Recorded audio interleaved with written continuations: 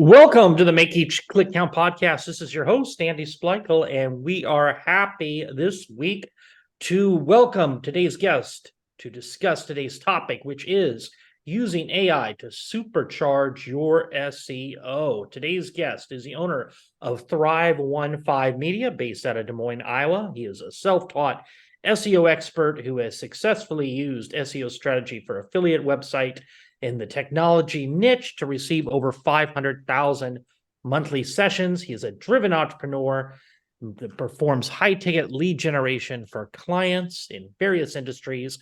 A big welcome to Ryan Dozer. Hi, Ryan. Andy, thank you for having me on. It's an honor.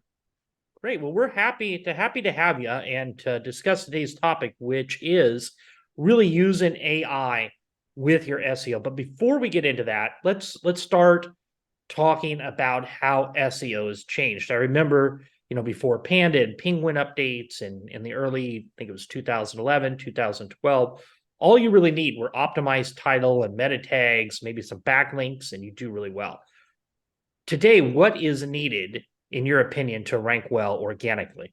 Yeah, absolutely. Obviously, SEO's had a ton of core algorithm updates from Google, and other search engines have come and gone. So the biggest thing lately that's most top of mind is that September helpful content update. I'm sure you had that or have seen, your traffic decline or improve, one or the other based on that. But as with anything in marketing, with SEO, it really depends on the niche. So a lot of these factors, with like backlinks, meta descriptions, tags, they're all still important. They all need to be part of the strategy for sure. But with this new helpful content update and the way Google algorithm is going, it's all about EEAT and especially the experience in EEAT. So EEAT, if you're unfamiliar, stands for experience, expertise, authority, trust. And the way that Google is moving is they're moving towards that experience aspect. So having credible authors write content, having legitimate photos, legitimate videos in your content that they are rewarding. And especially with the influx of AI content and fake authors, you really have to prove to Google's algorithm that you are legit and you have legitimate experience and credibility in your niche. How do you do that? How do you prove to Google that you are legit? I mean, you had mentioned, AI and content that can be generated so easily. How, how does Google even detect if it's AI or not? Yeah, so a lot of it is boosting your author profile through PR outreach. So one of my clients that we've been doing recently, and I'll mention him throughout the episode here. He's a cash-based medical client based in Arizona. And what we've done lately is with him is boost his PR efforts, meaning he's been in Fox News, he's been in News Nation, he's been in all these huge publications. So when you send more signals like this to Google that, hey, I've been in Fox News, I'm a legitimate author, I know what I'm talking about, they reward you on the back end for your content that you are an author of behind the scenes. So how do you, or have you been able to use AI with your SEO successfully, or have you found it a hindrance? I have been able to use it successfully. One of the tools I want to bring up in this podcast episode is called SEO Writing AI. I don't have any affiliation with them or anything like that, but I have been in talks with the founder, just letting him know how good his tool is. So if your audience or you want to check that tool out, but the playbook is really, it depends on the niche. If you're in what's called a YMYL niche, your money, your life. So think of health, finance, legal, very difficult to rank with AI right now because of EEAT and Google's quality rater guidelines. But if you're in a niche that's low competition, say, I don't know, pickleball or just some random obscure niche that there's not a lot of competition into, AI is great. And if you have the author profile, so you have, let's say, PR to go with AI. So let's say I'm an author and I have PR from all these credible news sources or websites, and I use AI to bulk create content with my name behind as the author. That's proven to work really well too. What is that tool again for listeners? SEO Writing AI. And how does that work? Is it really based, is it using Chat GPT or is it something different? I believe it's pulling from GPT, or they have an OpenAI key from API, or excuse me, an API key from OpenAI. But really what it is it's a paid tool, it's a premium tool. So it's $20 a month to get going. I'm on the $60 a month plan, and that gets me, I believe, 500,000 words a month. It creates, AI generated images that are original, non-copyright as featured images, and you can have as many as you want. It creates tables, and what it's doing essentially is it's pulling, like most AI tools do. They pull straight from page one of Google. They look at the top 2 or 3 articles for whatever keyword that you're going after, and they pull whatever out or whatever inputs that you tell it to pull. So do you want the same heading hierarchy? Do you want tables? Do you want the same external links that they're using? So very quality tool, and I've tested a bunch of them like WriteSonic, Jasper, Writer, Copy AI. Those are some big names out there in the AI copywriting space right now.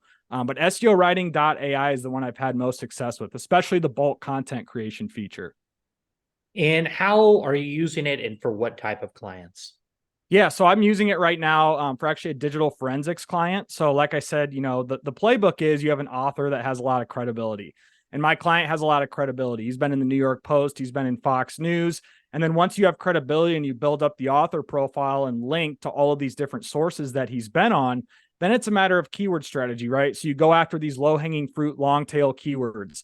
Anything in the digital forensics realm. So I literally have 500 blog posts that, our Google Search Console is going up slowly but surely. As you know, it's a 3 to 6 month waiting period, anyways, for SEO as you really get ramped up. But yeah, once you have the established figurehead like my client who's a digital forensics investigator, then we're going after those keywords in that niche. So that's a real life example. How worried is, this person, we're just talking to your client, you talk about me, I'm an author, but how worried are they? Are you reviewing what the AI is generating? Because they don't, they've worked a long time to get their reputation. They don't want to just be, putting junk out there. Correct. And like I said too, it depends on the niche. So for example, if I'm a lawyer or if I am a healthcare provider, I would not recommend using AI and just creating it bulk because you're impacting it's a YMYL niche, right? You're impacting people's lives. There could be lawsuits waiting for you at the end of the Right, day. right. But yeah, so no, I definitely review things. I don't just, bulk create and boom out to the masses. It's more of a create, review it once or twice. Okay, this looks good, publish. And I've told him he's reviewed some content that I put out too, and he likes it. So And how good is it? When it comes out, is there a lot of tweaking that needs to be done on your side or the client side? Is it almost ready? Is it 100% ready? Where is it when it comes out? yeah, I would say most of the time it's probably 80 to 85% ready. And a lot of it depends on the inputs that you're giving the machine.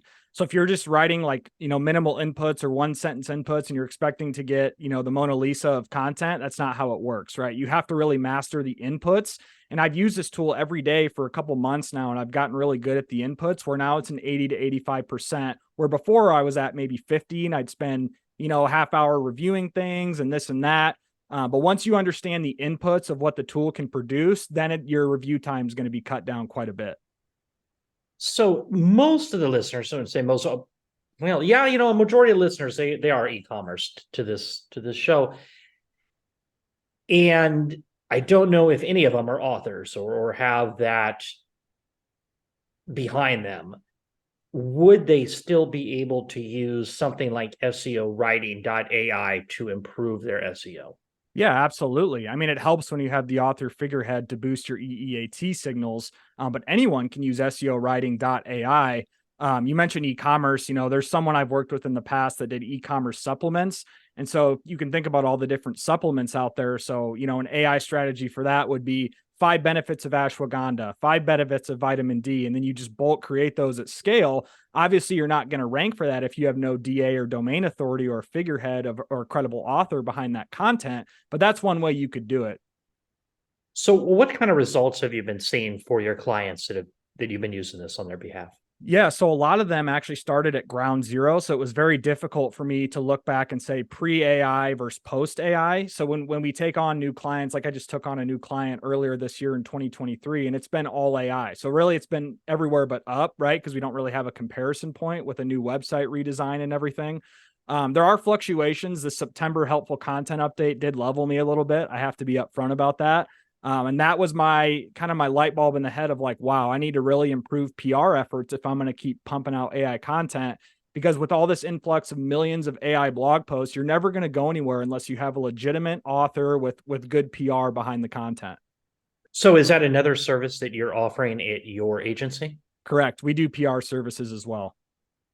And so how does that work? Let's get in. So you're offering the SEO, you're offering the PR, and then you're also offering paid Correct. placements. Yep.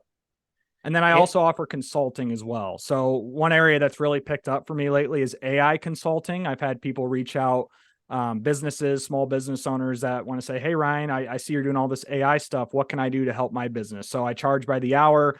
I give them the tools that I use, what I'd recommend for their day-to-day operations. But yeah, those as well. I also do affiliate marketing on the side too. That's not client work. Cool. Well, let's talk about some of those recommendations. I mean, if a listener's out there and they want to, I mean, everybody's heard about AI and you should start implementing AI in your business. But I mean, a lot of business owners don't know where to start. Correct. Yeah. I mean, the What, best place to start is ChatGPT, Google Bard. I mean, I can't tell you how many times I've heard someone say, oh, I want this tool for that. And what about this tool? What about that tool that I saw on TikTok or that I saw on Instagram? It's like, let's pump the brakes here, guys. Let's understand the basics of ChatGPT. What are the best practices to prompt ChatGPT? Because you can't just shotgun ChatGPT with a giant prompt and expect it to produce, amazing results. Let's learn ChatGPT, let's learn Google Bard, and let's understand how to prompt these LLMs or large language models. And then from there, once we have a solid foundation, do some research on, hey, what are the best tools for social media, best AI tools for content, best AI tools for images. Because there are a lot of free AI tools, believe it or not, out there for image generation. Leonardo AI, the Bing has a free image creator where it automatically creates non-copyright images for free. So there's a lot of tools out there that you can utilize that you don't know what you don't know, right? how important do you think it is for companies to look at integrating AI into their business right now? I think it's very important. I know a lot, if you listen to these shareholder meetings with Fortune 500 companies, they like to throw out the word AI a lot to try to like maybe pump their stock price a little bit.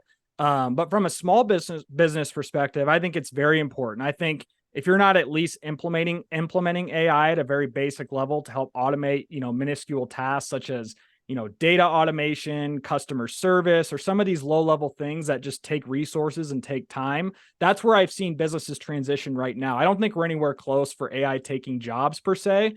But when it comes to, the day-to-day operations, the emails, the manual data entry, the spreadsheets, I have seen companies that are starting to utilize some AI in that realm.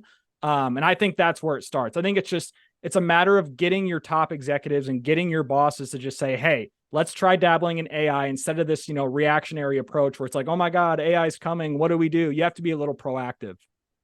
So the SEO services you offered, have you offered those before AI, or did you just start doing those this year? Yeah, I've always offered SEO services, but to be completely honest with you, Andy, SEO is kind of like lowest on my priority in terms of services that I offer. One, because I know it's very important, but two, it just takes a lot of work and resources. But yeah, I have offered it more, I guess, since AI has come around. People are more interested now in like this. I post content on LinkedIn and YouTube all the time. And one question I get a lot is people say, what are these tools you're using to write all these blogs? I don't understand this. So yeah, getting into that regard for SEO. Yeah, I have been offering it for sure, but lately with AI, it's picked up a little bit, I'd say. So what services do you offer? Let's talk about your Okay. full range of services there at ThriveOneFive Media. Yeah, so I do consulting, like I said before, whether it's AI, paid search, and then I also do pay-per-click marketing, so Google ads, Bing ads, social media, so Facebook ads, LinkedIn ads, that whole thing. And I also do affiliate marketing, which isn't really pertained to clients. That's just a passion that I've had for 4 years managing an affiliate tech site. PR, I also offer PR for clients too that want to get into the PR space and don't know where to start. Those are my main ones right now. And how long have you been operating ThriveOneFive Media? So I started my LLC in 2019 after I left Meredith Corporation in early 2019. I left Meredith Corporation and started my LLC shortly after. So I've been in business for almost 5 years now. I did take a full-time role in the middle of that. Just was having some financial issues and things of that nature, so I was still working on my business on the side. But yeah, I've been doing my business for almost 5 years now. Great. And what have been some of the big wins you've had since you started it?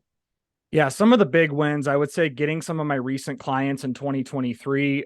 There's a particular client, I won't say their name on this podcast, but they are a cash-based medical client. So think cancer treatments that aren't covered by insurance, right? So holistic cancer care. You're talking 60 to 100K patients that are just spending cash, very high ticket lead gen. So the biggest win I would say is when they opened their doors about 3 years ago. I was always in contact with them, but never really did anything serious with them.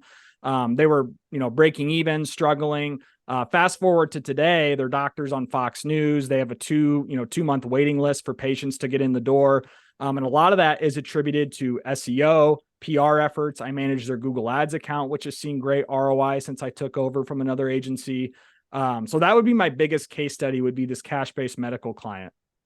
Let's talk about the PR.